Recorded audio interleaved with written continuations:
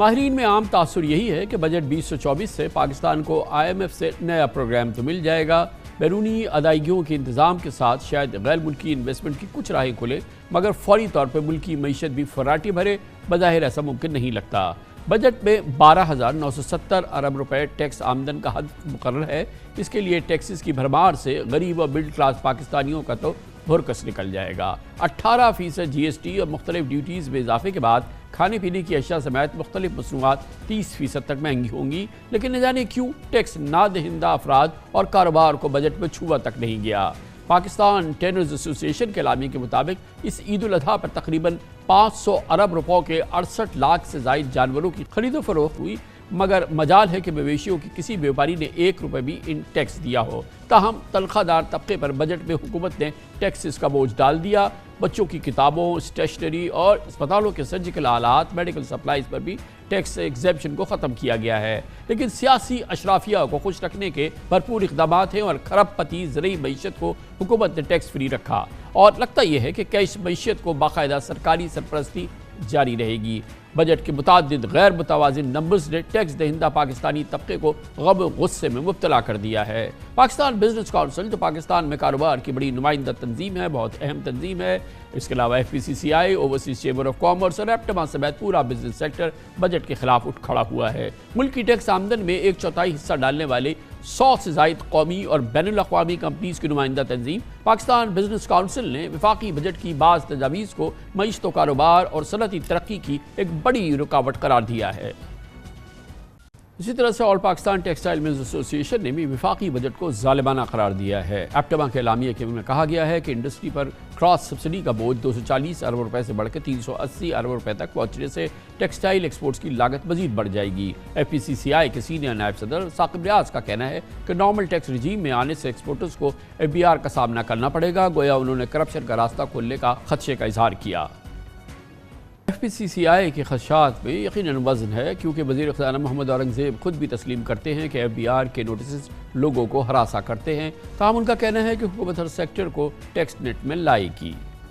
پاکستان کی معیشت کے لیے IMF کا نیا پروگرام انتہائی ضروری ہے، اور لگتا ہے کہ IMF اپنی شرائط سے 1 انچ پیچھے نہیں ہٹے گی، مگر یہ حکومتی ترجیحات پر منحصر ہے کہ وہ ہر پاکستانی کو ٹیکس کی جکڑ میں لائے یا زراعت سمیت بعض شعبوں کی ٹیکس چھوٹ برقرار رکھے۔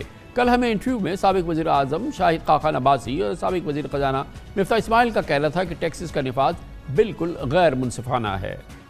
اس پر ہم نے بات کرنے کے لیے پاکستان کے کاروبار اور صنعت کا جو رد عمل ہے اس کو مزید ایکسپلین کریں گے، اور اس پہ ہم ان سے سوال جواب کریں گے۔ ہمارے ساتھ ہیں محترم شبیر دیوان، چیئرمین ہیں پاکستان بزنس کونسل، پاکستان میں تاجروں کی کاروبار کی بہت ہی نمائندہ، بہت ہی امپورٹنٹ آرگنائزیشن، اور ہمارے ساتھ ہیں محترم یونس ڈھاگا، سابق سیکرٹری خزانہ رہے ہیں حکومت میں بھی اور حکومت کے باہر بھی کاروبار کا، بزنس کا اور پاکستان کے جو تجارتی مسائل ہیں ان کا بہت اس کی مہارت رکھتے ہیں۔ جناب ڈھاگا ہمارے ساتھ ہیں اور جناب شبیر دیوان صاحب، یہ فرمائیے گا کہ بہرحال آپ اچھی طرح سے جانتے ہیں کہ پاکستان کی اس وقت سب سے بڑی ضرورت پاکستان کی معیشت کے استحکام کی وہ یہ ہے کہ ہمیں IMF پروگرام میں جانا ہے۔ بنیادی بات یہ ہے کہ ہمارے جو ایکسپینسز ہیں اور جو ہماری آمدن ہے اس میں زمین آسمان کا فرق ہے، ہم افورڈ ہی نہیں کر سکتے۔ یہ ملک کسی صورت میں اب 6 مہینے چل جائے گا، سال نہیں چل سکتا، مگر تو پھر اس کے لیے یہی ہے کہ ہمیں اپنے ریونیوز کو بڑھانا ہے، اور ریونیوز بڑھانے کے لیے انہی سیکٹرز کو ہم پہلے دیکھا گیا کہ جن کو کہ کوئی ایگزیمپشنز تھیں یا ان کے لیے کوئی بہتر ہم نے صورتحال دی، تو اس میں جو بھی ٹیکسز آئے اس میں مثال کے طور پہ ایکسپورٹرز کا آپ کے اس میں بہت بڑا ذکر ہے۔ تو ایکسپورٹرز تو ہمارے یہاں بڑی ایک گفٹڈ کمیونٹی رہی ہے، ہم نے بہت ان کے لیے قربانیاں دی ہیں، 0 ریٹنگز دی ہیں، ایگزیمپشنز دی ہیں، سبسڈیز دی ہیں، مگر یہ ہماری ایکسپورٹس تو نہیں بڑھی۔ تو اگر وہ ایگزیمپشنز ختم کر دی گئی جس کا فائدہ ایکسپورٹس کو تو نہیں ہوا، جو آپ کے ایکسپورٹرز ہیں انہوں نے لوکلی جو اپنی پروڈیوس کی اس میں اس کو استعمال کیا، تو اس میں کیا مذائقہ ہے؟ اس میں کوئی تکلیف کی بات تو نہیں ہے۔ یہ تاثر دینا کہ ایکسپورٹرز لاڈلے ہیں اور ان کو لاڈلے جیسا ٹریٹمنٹ ملا ہے وہ غلط ہے۔ دا ریزن بینگ کہ آپ exporters have to compete in the world, تو آپ دنیا کے حساب سے دیکھیں کہ کیا وہ ان کو لاڈلا ٹریٹمنٹ مل رہا ہے کہ نہیں مل رہا ہے۔ آپ بنگلہ دیش جائیں تو اس پہ 12.5% انکم ٹیکس ریٹ ہے، پلس 4.5% 0.5 to 4.5% کیش سبسڈی ملتی ہے۔ انڈیا بھی گروتھ ان ایکسپورٹس میں انڈر PLI اسکیم وہ ان کو کیش سبسڈی دیتی ہے۔ ویتنام میں بھی 17-18% ہے، ایجپٹ میں بھی آدھا 15-16% ہے۔ سر ان کی ایکسچیکر کی اسٹرینتھ تو دیکھیں، ان کے پاس خزانہ تو دیکھیں۔ مگر ایجپٹ میں تو اسے فسکل سپیس نہیں ہے۔ یو رائٹ، خزانہ آیا اسی لیے نا کہ ایکسپورٹ بڑی دیکھیں نا پاکستان کے بنیادی پرابلم کیا ہے, ایک تو فارن ایکسچینج ریزروز جو کہ کرنٹ اکاؤنٹ ڈیفیسٹ ہے, اور دوسرا فسکل ڈیفیسٹ ہے. تو آپ فسکل ڈیفیسٹ کو سالو کرنے کے لیے آپ کے فارن ایکسچینج ریزروز کی یا بیلنس آف پیمنٹ کو خراب کریں, دیٹ ڈزنٹ میک سینس نا, کیونکہ وہی بنیادی پرابلم ہے, کیونکہ وہاں آپ کی ساورنٹی افیکٹ ہو جاتی ہے, you have to go to other people, you have to borrow. تو اس لیے ضروری ہے کہ بیلنس آف پیمنٹ میں کیا تین چیزیں, remittance, export and IT. تو export is an important part of it. تو اگر بنگلہ دیش میں 12.5% ہے, آپ کا ابھی 39% آپ نے کر دیا, تو obviously you are not okay. 1% بھی جب تھا تو اس کا امپیکٹ جو ہے نا, ٹھیک ہے, جو 10% کماتا تھا اس کو 10% لگتا تھا. تھوڑا سا گورنمنٹ نے فوراً رسپونڈ بھی کیا نا, آپ کے ٹیرف وغیرہ بھی اب کم کیے اوور آل انڈسٹری کے, تو وہ ایک کمپنسیٹ تو ہوا ہے, اس کا اثر بھی ہے. دیکھیں نا مارکیٹ میں نہیں, ٹیرف کم کرنے کا اس لیے اثر نہیں کرتا کہ گورنمنٹ کو ایک کریڈٹ جاتا ہے کہ ای ایف ایس اسکیم بڑی اچھی بنا لی, تو اس میں ای ایف ایس میں کافی ایز ہو گیا, تو ایکسپورٹرز پہ ٹیرف کا اتنا اثر نہیں پڑتا, وہ ای ایف ایس میں منگا سکتے ہیں. ٹھیک ہے, انڈائریکٹ ایکسپورٹر کو تھوڑا اثر کرتا ہے, میں انڈائریکٹ ایکسپورٹر کو بھی الاؤ کر دیا. سیکنڈ لیول انڈائریکٹ ایکسپورٹر کو بھی پرابلم ہے, مگر فرسٹ لیول انڈائریکٹ ایکسپورٹر اور ڈائریکٹ ایکسپورٹر کو ای ایف ایس میں بڑا اچھا ہے. They are even F E D بھی ایگزامڈ ہے, اگر ایف ای ڈی بھی لگتی ہے تو وہ بھی ایگزامڈ ہے.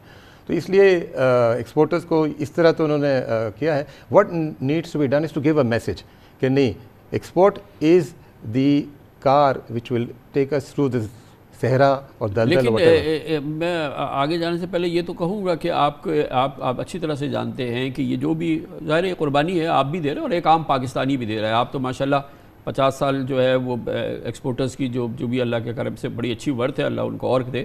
لیکن یہ کہ جو ایک عام پاکستانی ہے, جو بیچارہ ایک عام مڈل کلاس پاکستانی, ہم بھی اس کو مڈل کلاس میں نہیں شامل کریں گے, وہ بیچارہ اتنے بڑے بڑے ٹیکسز دے رہا ہے یا سب کچھ کہہ رہا ہے. بنیادی وجہ یہ ہے کہ ہم چاہ رہے ہیں کہ ہمارا آئی ایم ایف پروگرام ہو جائے, اور آئی ایم ایف پروگرام کے لیے یہ تمام چیزیں, یہ کوئی آئی ایم ایف کی جیب میں جانے والی چیزیں نہیں ہے, تو ہمارے فائدے کی چیزیں. آئی ایم ایف پروگرام ہو جائے گا تو پاکستان کی بہتری کی طرف ہم چلیں گے, اور پھر آپ کے لیے راہیں کھلیں گی, اور ظاہر ہے کہ بہتری. I totally agree with. جو ایف ایم کا فائنانس منسٹر کا فوکس ہے اور گورنمنٹ کا فوکس ہے کہ آئی ایم ایف کی اگریمنٹ لینی چاہیے, that is the right focus.